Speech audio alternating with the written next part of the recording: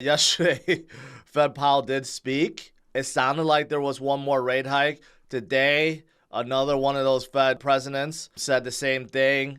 She believes that the U.S. needs one more rate hike. I don't believe we need any more. But after kind of interpreting what Powell was saying yesterday, I do think we will get one more. And if I'm wrong about that, great. But if I'm not wrong, let's go raise rates more and put more economic dampening on everything, because that's exactly what he wants. He wants the economy to slow down and soften more. So that's what one more rate hike would do. And we'll know next month in November. But in the meantime, that's not a chart of Bitcoin. No, that's a chart of the interest payment on our debt, our nation's debt, which is closing in at $1 trillion. That's a lot. That is a lot. Okay, so our debt issue is not getting any better. It's only going to get worse. So I just want to make that clear. Now, Biden also said that he's calling for emergency ruling for more support or more money to support Israel and Ukraine, right? That's not going to help things either. Then the debt situation is just going to keep on going up and up and up and up and up until someday it collapses. But no one wants to talk about that right now. Okay, but it's going up at an unsustainable level. If you and I or any individual operated like how the U.S. government operates, we would have bankrupted a long time ago. That doesn't go away. That's why Bitcoin is gaining strength, why we're in October, and why I believe Bitcoin will continue to move forward into a couple more from the U.S. market and just keep going into 2024 and then keep going into 2025 and then top out somewhere in November of 2025. It's going to be marvelous, okay? But right now, we talk about spot Bitcoin ETFs a lot, but it's also a flight to safety. A lot of people have come out and said this. A lot of really smart and rich investors are saying, yes, Bitcoin is a flight to safety. BlackRock, Larry Fink himself recently said this too. The more chaos, the more turmoil, the more money printing, that pushes people towards something better, a safe haven, a hedge against inflation. And that's Bitcoin. That's why Bitcoin is so strong right now, and it's going to get stronger. So yeah, year to date right now, Bitcoin is up about 82%, gold 12%, stocks 8%, cash negative percent, negative 0.17%. You know, it's not about really how fast things go down. It's really about how fast they come back up and recover, right? I know a lot of people, the naysayers, the disbelievers, I guess, they will always say, well, look at it. Bitcoin's not back up to 69,000. It's still down like 60%. And some people even make fun of Michael Saylor saying, well, he's still below his average. But the thing is, had he put his money into, say, anything else, he would be down vastly more. Bitcoin is the winning strategy. Short term, sometimes it doesn't do well. But long term, man, nothing comes close. Nothing comes close to the performance of Bitcoin. And year to date, from our bottom of 16 or 15,000 till now, it's almost up 100%.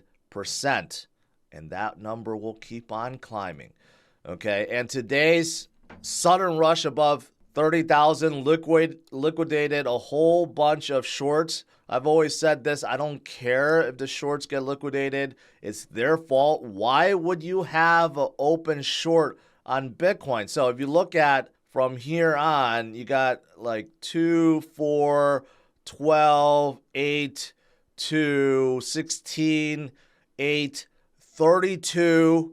You add all those together, you're talking about like at least 100 million worth of shorts liquidated once again within the last few days, right? But today, more so than ever. And that's not going to stop.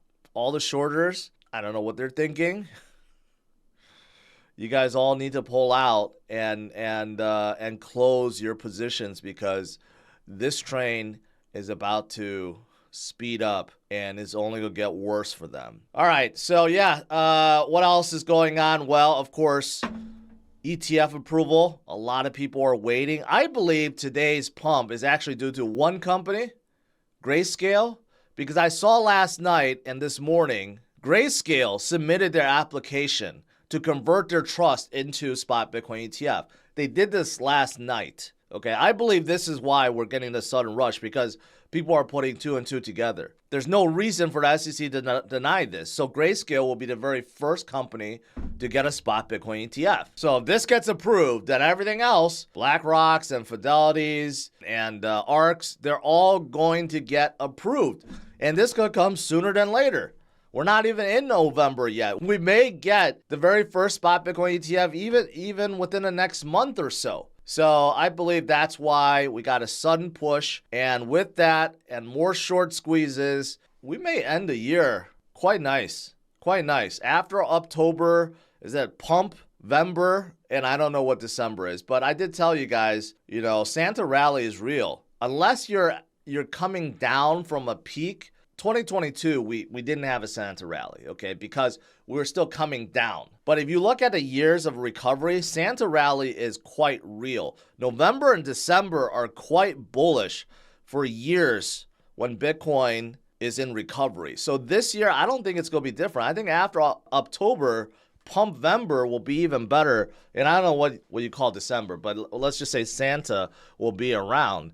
So we may end the year quite high, maybe even as high as $40,000. I like to think we will be somewhere between $35,000 to $40,000. But if we get the very first, I mean, considering we're already at $30,000 and we get a spot Bitcoin ETF, that's going to pump us maybe already to $40,000. So who knows where we will end up. But I just know it's going to be higher. My thesis is Bitcoin will end up higher than where it is now by the end of the year. I'm almost certain of that. Coinbase also is confident that a Bitcoin ETF will be approved after SEC's court defeat. Yes, probably Grayscales will be first and everything else afterwards. There's really no reason for SEC to say no right now. And all signs indicate it's going to be yes, because now all these fund managers are saying that whoever they're dealing with in the SEC is actually responsive and is actually giving comments. Unlike before, where it's just like nothing's coming back, like you're talking to a wall. But now there's actually back and forth.